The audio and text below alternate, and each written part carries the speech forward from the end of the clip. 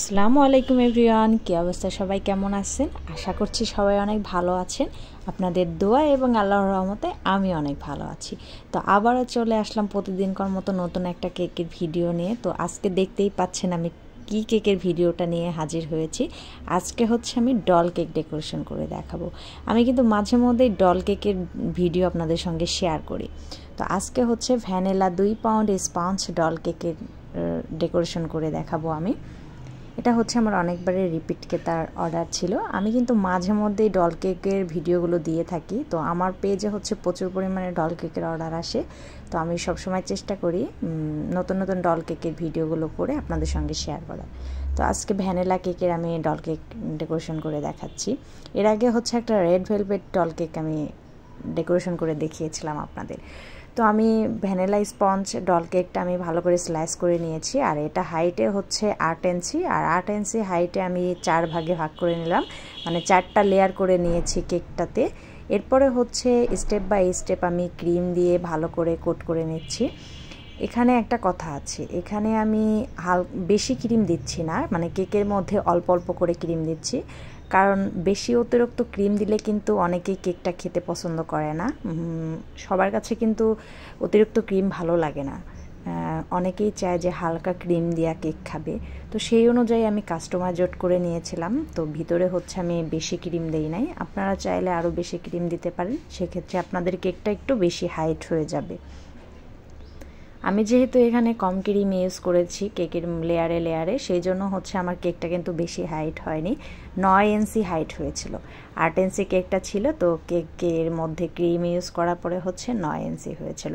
এরপরে আমি ভালো করে 4 সাইডটা ক্রাম কোট করে নিয়েছি। আর ক্রাম কোট করে নিয়ে অবশ্যই ফ্রিজে রেখে দিয়েছিলাম, যাতে করে আমি কেকটা গুড়ি গুড়ি ভাব না ওঠে। অনেকেই আমার কাছে প্রশ্ন করে যে আপু, কেকের মধ্যে যখন আমরা ফিনিশিং আনতে যাই তখন কেন এত গুড়ি গুড়ি ভাব চলে আসে? তো আপনারা কিন্তু অবশ্যই ক্রাম কোট করে অনেকক্ষণ ফ্রিজে রেখে দিবেন। এতে করে কিন্তু আপনারা যখন ফিনিশিং আনতে যাবেন কেকে, তখন কিন্তু একটুও গুড়ি গুড়ি ভাব উঠবে না। আর যদি ক্রাম কোট ছাড়াই আপনি ডেকোরেশন করতে যান, তাহলে কিন্তু অবশ্যই আপনার কেকের মধ্যে গুড়ি গুড়ি ভাব উঠবে।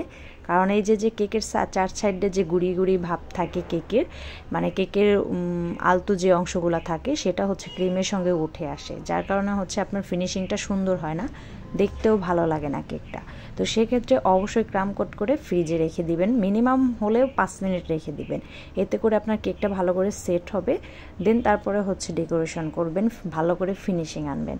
আমি আজকে ডল কেক ডেকোরেশন করছি, যার কারণে হচ্ছে আমার এখানে ক্রাম কোট না করলেও হতো, কারণ এখানে আমি কোনো ফিনিশিংয়ের কাজ করছি না। এটা হচ্ছে আমি 6 জিবি একটা নজেল দিয়ে ডেকোরেশনটা করে নিচ্ছি।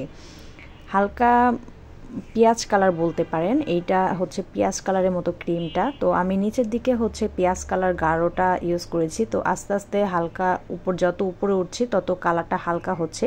আমি সেইভাবেই ক্রিমটা তৈরি করেছিলাম, সেইভাবেই আমি কালারটা আনার জন্য ক্রিমে হালকা করে কালার মিক্স করেছি। এরপরে হচ্ছে আমি কাজ করছি। তো ড্রেসটা এমন হবে ডলের যে নিচের দিকে গাঢ়, যত উপরে উঠবে তত হালকা একটা কালার আসবে, মিষ্টি সুন্দর একটা কালার আসবে।